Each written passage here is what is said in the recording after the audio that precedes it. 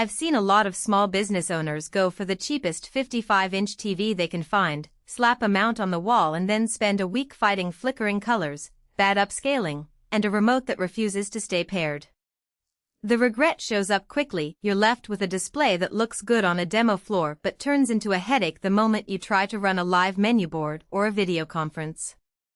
So the question is, does the Samsung QB65R 65-inch 4K UHD commercial signage display feel like a smarter buy? Or is it just another pricey piece that looks great on paper? Link is in the description if you want to check the product details on Amazon. First, let's talk about the environment this screen is built for. Samsung markets the QB65R as a signage solution for retail, hospitality, and corporate meeting rooms.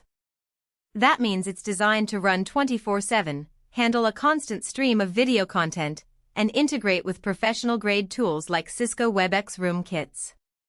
If you've ever tried to turn a consumer TV into a digital menu board, you know the pain of dealing with sleep timers, limited HDMI inputs, and a lack of network connectivity. The QB65R sidesteps those pitfalls by shipping with built-in Wi-Fi, a system-on-chip media player, and a slim chassis that hides cables behind a clean frame. Who should consider this display? If you run a restaurant chain that needs a crisp, always-in menu board that can pull content from the cloud without a separate media player, the QB65R checks a lot of boxes. Its 4K UHD resolution and Samsung's dynamic crystal color make food photos pop, and the intelligent UHD upscaling means any 1080p video you throw at it will look sharp. For a corporate office that wants a conference room that doubles as a presentation screen, the built-in compatibility with Cisco WebEx means you can plug a room kit straight in and start sharing slides or video without juggling external adapters. On the other hand, if you're a home office user who just wants a big monitor for spreadsheets, you'll probably be overpaying.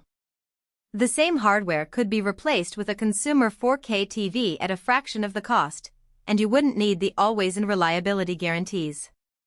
Now let's dig into the practical strengths that matter once the box is opened. The first thing I noticed during setup was how quickly the unit powered up and connected to Wi-Fi.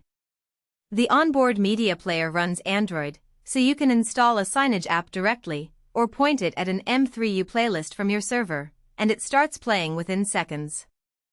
In a test run, I loaded a rotating set of promotional videos and a live Instagram feed onto the screen, and the transition between sources was seamless, no black screen, no need to reboot. That kind of reliability is what a busy bar needs when the happy hour crowd is counting on a constant visual flow. Another strength is the mountability. The slim bezel and VESA-compatible back make it easy to attach to a wall or a ceiling suspended bracket. The cable management system is built into the frame, so you can route power and HDMI cables behind the screen without an unsightly spaghetti mess. In a boutique clothing store we visited, the display was flush with the wall, and the only visible element was the content itself. That visual cleanliness contributes to a more professional brand impression. The upscaling engine also proved useful in a real-world scenario. I took a standard-definition promotional video from a local event organizer and played it on the QB65R. The picture was noticeably clearer than the same clip on a typical 1080p consumer TV, thanks to the intelligent UHD upscaling that adds detail and reduces grain. For businesses that rely on repurposing older marketing assets, that extra processing can extend the life of their video library. Of course, no product is perfect, and the QB65R has a few practical weaknesses that show up when you move beyond the showroom.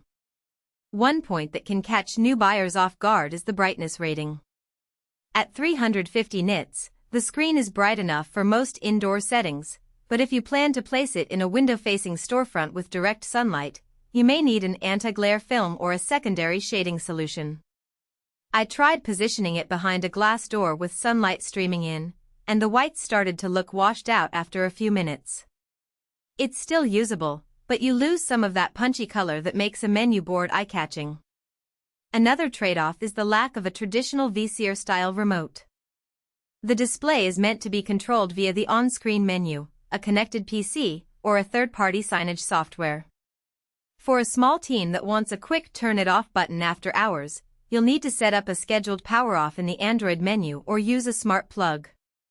It's not a deal-breaker, but it adds a small step compared to a TV that comes with a universal remote.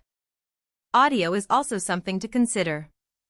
The QB65R includes built-in speakers, but they're tuned for voice clarity rather than booming music. If your use case involves background playlists or high-energy video, you'll want to route